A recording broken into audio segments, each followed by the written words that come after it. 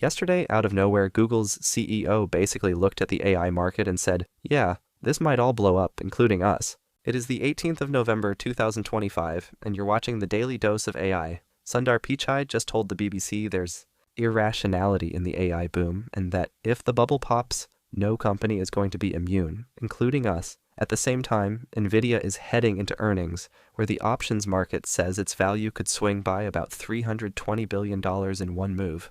Roughly a 7% jump or crash on a $4.6 trillion company that now makes up around 8% of the S&P 500. So yeah, today we're talking about AI hype, real numbers, and the chance we just built a $1 trillion sandcastle out of GPUs and vibes. For the last 18 months, AI has been the only thing the market cared about. Nvidia went from the gaming GPU guys to most valuable company on Earth, crossing $4 trillion. Big tech lined up well over $1 trillion in future AI spending. Data centers, power, cooling, and enough H100s and Blackwells to grill the planet. OpenAI even signed a $300 billion cloud deal with Oracle as part of the Stargate megaproject, targeting hundreds of billions more in AI infra. On paper, that's the future of computing.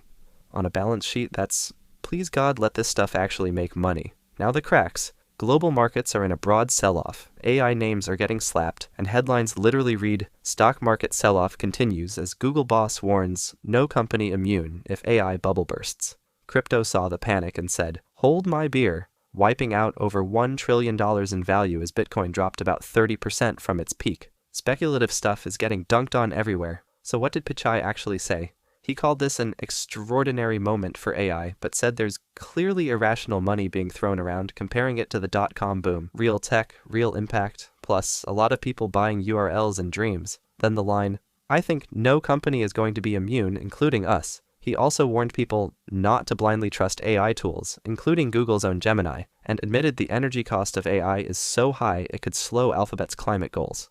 This is powerful, expensive, and absolutely not risk-free. Meanwhile, Nvidia is the thermometer for the whole fever. Earnings drop 19 November 2025. Analysts expect around $54 to $55 billion in quarterly revenue, up roughly 50 to 55% year over year, mostly from data center GPUs powering LLMs, and agentic nonsense options are pricing in about a 7% move each way, which at $4.6 trillion is that $320 billion swing, potentially the biggest post-earnings move by any company ever. If they beat and guide higher, Wall Street goes, "See, AI is fine, cope." Bubble talk gets delayed.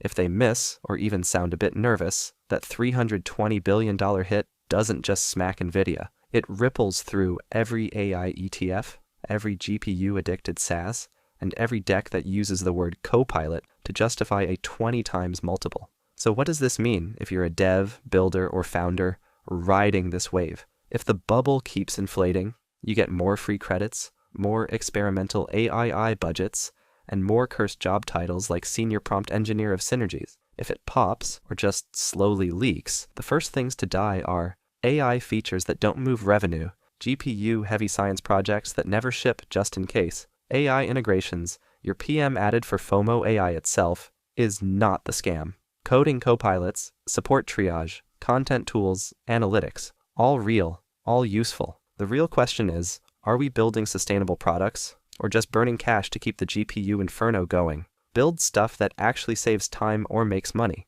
Don't assume infinite hype budgets. Design your stack so it still works if credits vanish and GPU prices stay stupid.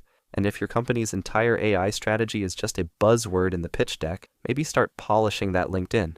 Smash the like and subscribe button and tell me in the comments, is this an AI revolution that's just getting started, or a bubble we're all too scared to admit we're inside of?